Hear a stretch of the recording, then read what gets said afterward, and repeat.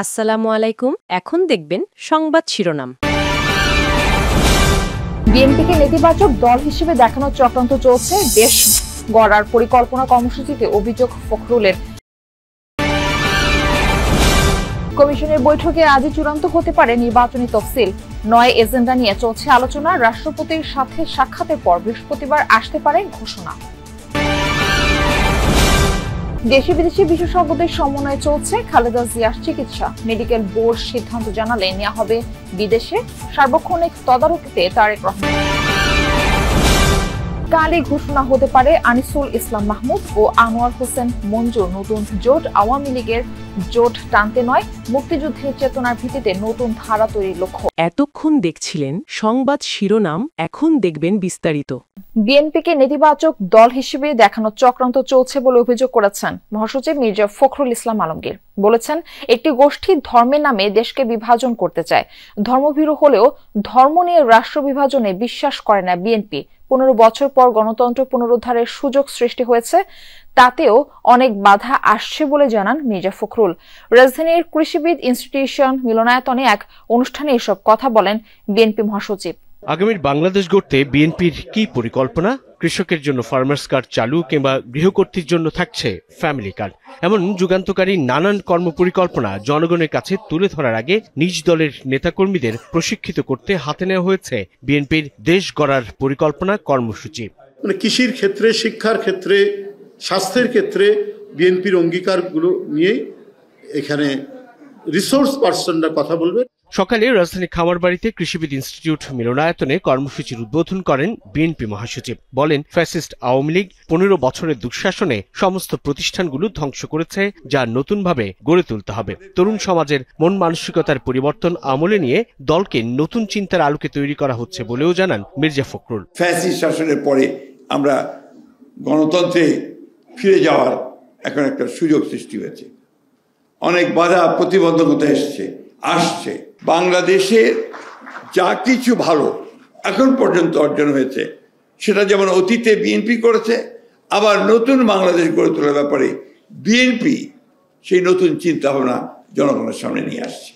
বিএনপিকে নেতিবাচক রাজনৈতিক দল হিসেবে দেখানোর ষড়যন্ত্র চলছে বলেও দাবি করেন মির্জা ফখরুল। এ বিষয়ে সকলকে সজাগ থেকে ঐক্যবদ্ধ হওয়ার আহ্বানও জানান। আজকে একটা প্রবণতা দেখা দিয়েছে অত্যন্ত ব্যাপকভাবে বিএনপিকে একটা নেগেটিভ পলিটিক্যাল পার্টি হিসেবে দেখানোর। সবচেয়ে বড় হচ্ছে একটা অপপ্রচার চলছে। এই অপপ্রচারের ত্রয়োদশ জাতীয় সংসদ নির্বাচন ও গণভোটের তফসিল এবং ভোটের আগে পরের কাজ পর্যালোচনায় বৈঠক করছে নির্বাচন কমিশন। বৈঠকে 9 এজেন্ডা নিয়ে আলোচনা হচ্ছে। সকাল 10:30টায় নির্বাচন ভবনে বৈঠক শুরু হয়। প্রধান নির্বাচন কমিশনার এএমএম নাসির উদ্দিনের সভাপতিত্বে চলছে এই বৈঠক। উপস্থিত আছেন 4 নির্বাচন কমিশনার, ইসি সচিব সহ সংশ্লিষ্ট নির্বাচনী কর্মকর্তারা। বৈঠকে মূলত তফসিলের আগে পরের কার্যক্রম, গণভোট আয়োজন সহ ত্রয়োদশ জাতীয় সংসদ নির্বাচনের সার্বিক প্রস্তুতির সবশেষ অবস্থা, মাঠ পর্যায়ে সর্বোচ্চ যোগাযোগ, সমন্বয় সংক্রান্ত বিবিধ বিষয়ে আলোচনা হওয়ার কথা। এর আগে শনিবার নির্বাচন কমিশন সচিবালয়ে অনুষ্ঠিত এক বৈঠকে নির্বাচনের প্রস্তুতিমূলক কার্যক্রমের অগ্রগতি পর্যালোচনা করা হয়। 10 ডিসেম্বর বুধবার রাষ্ট্রপতির সাথে নির্বাচন কমিশনের সাক্ষাৎ হওয়ার কথা। এরপরেই হতে পারে তফসিল ঘোষণা। যেহেতু তফসিলের মতো গুরুত্বপূর্ণ বিষয়, গণভোট, পোস্টাল ব্যালটের মতো গুরুত্বপূর্ণ বিষয়গুলো আজকে এজেন্ডায় রয়েছে, সুতরাং এই জন্য একটু সময় বেশি লাগছে।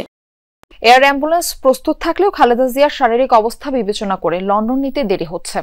রাজধানীর এভার কেয়ার হাসপাতালে চিকিৎসাধীন বিএনপি চেয়ারপারসনের স্বাস্থ্যের অবস্থা নিয়ে শনিবার এক ব্রিফিংয়ে এমনটা জানিয়েছেন তার ব্যক্তিগত চিকিৎসক ডাক্তার এজেএম জাহিদ হোসেন। তিনি বলেন, শারীরিক পরিস্থিতি এখন প্রাধান্যের বিষয়। মেডিকেল বোর্ড এবং বিএনপির ভারপ্রাপ্ত চেয়ারম্যান তারেক রহমানও সেটিকে গুরুত্ব দিচ্ছেন। এ সময় খালেদা জিয়ার শারীরিক অবস্থা নিয়ে গুজবে কান না দেওয়ার আহ্বান জানান ডাক্তার জাহিদ। এদিকে পরিবারের পক্ষ থেকে খালেদা জিয়ার সার্বিক চিকিৎসার সমন্বয় করছেন পুত্রবধূ ডাক্তার জুবেইদা রহমান। শুক্রবার দেশে ফিরেই তিনি সরাসরি যান এভার কেয়ার হাসপাতালে। শনিবারও হাসপাতালে এসে চিকিৎসকদের সঙ্গে আলোচনা পরামর্শ করেছেন তিনি। জাতীয় আন্তর্জাতিক পর্যায়ের বিশেষজ্ঞ চিকিৎসকরা বিএনপি চেয়ারপারসন বেগম খালেদা জিয়ার চিকিৎসা করছেন। ভারপ্রাপ্ত চেয়ারম্যান তারেক রহমান নিজেই পুরো চিকিৎসা কার্যক্রম তদারকি করছেন বলে জানিয়েছেন বিএনপি মহাসচিব মির্জা ফখরুল ইসলাম আলমগীর। তার চিকিৎসার জন্য সব রকম ব্যবস্থা নেওয়া হচ্ছে। আমাদের ভারপ্রাপ্ত চেয়ারম্যান মহোদয় নিজে তিনি মনিটর করছেন। জাতীয় এবং আন্তর্জাতিক পর্যায়ের অত্যন্ত বিশেষজ্ঞ পর্যায়ের চিকিৎসকেরা তার চিকিৎসা করছেন। সারা দেশের মানুষ তার জন্য দোয়া করছে, দল মত নির্বিশেষে।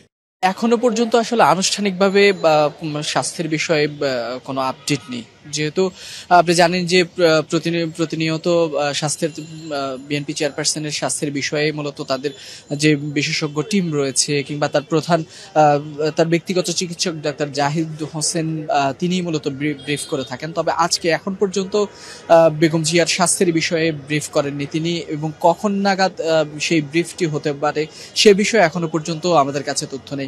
যদি আপনি জানেন যে তার বিশেষজ্ঞ যে চিকিৎসক দেশি বিদেশি চিকিৎসকদের সমন্বয়ে যে চিকিৎসা। নির্বাচনের আগে জাতীয়তাবাদী গণতান্ত্রিক জোট নামে নতুন একটি রাজনৈতিক প্ল্যাটফর্ম ঘোষণার প্রস্তুতি চলছে। আগামীকালই আসতে পারে আনুষ্ঠানিক ঘোষণা। নেতৃত্বে আছেন সাবেক মন্ত্রী আনিসুল ইসলাম মাহমুদ এবং জেপির চেয়ারম্যান আনোয়ার হোসেন মঞ্জু। তাদের দাবি, আওয়ামী লীগের ভোট টানতে নয়, বরং মুক্তিযুদ্ধের মূল্যবোধ, ধর্মীয় আস্থা এবং বাংলাদেশি জাতীয়তাবাদের ভিত্তিতেই নতুন এই ধারা। ইসি মবের ভয়ে স্বাধীন সিদ্ধান্ত নিতে পারছে না বলেও অভিযোগ তাদের। আরিফুর রহমান সবুজের রিপোর্ট। ক্ষমতাচ্যুতির পর আওয়ামী লীগের কার্যক্রম নিষিদ্ধ, আর জাপা নিয়ে অস্পষ্টতা কাটেনি এখনো। এমন অবস্থায় অন্তত 15টি দলকে সঙ্গে নিয়ে চলছে জোট গঠনের উদ্যোগ। একটা তৃতীয় ধারার এখন দরকার হচ্ছে, যারা এই ধর্মভিত্তিক রাজনীতি বিশ্বাস করে না বা বিএনপির ব্যাপারে অনেকের রিজার্ভেশন আছে। আমরা আওয়ামী লীগের বিকল্প আমাদের সৃষ্টি করতে যাচ্ছে না, আমরা একটা আইডিওলজি নিয়ে পজিটিভ হয়ে যাচ্ছে, যেখানে মুক্তিযুদ্ধও থাকবে, যেখানে আমাদের ধর্মীয় মূল্যবোধ থাকবে, যেখানে আমাদের বাংলাদেশ জাতীয়তাবাদ থাকবে। এই জোটে 14 দলের সহযোগী কোনো দল থাকবে না বলে জানান তারা। জাতিটাকে তো এক করতে হবে, এক করা মানে বাকশাল করা না। মানে এখন 2-3টা ভাগ হয়ে বসে আছে।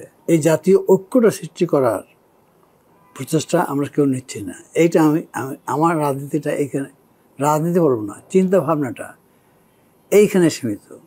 দুই নেতা অভিযোগ করেন, নির্বাচনে অংশ নিতে তাদের আইনি বাধা নেই, কিন্তু নির্বাচন কমিশন মবের চাপে স্বাধীন সিদ্ধান্ত নিতে পারছে না। লেভেল প্লেইং ফিল্ড না থাকলে তারা নির্বাচনে যাবেন না। কেউ না কেউ, কোনো না কোনো শক্তি এদেরকে সমর্থন করছে, সেই জন্য তারা লাফাচ্ছে। আবার এই কথাও সত্য, যারা স্টিয়ারিং হুইল তাদেরকে আমাকে না বলে নাই, তা আমি কেন বলবো যে আমি নির্বাচনে বাধা দিচ্ছে? যারা নিবন্ধিত দল ছিল, আপনি যদি তাদেরকে ডিরেজিস্টার না করেন, আপনি তাদের টাকতে হবে। You can't discriminate. আমাদের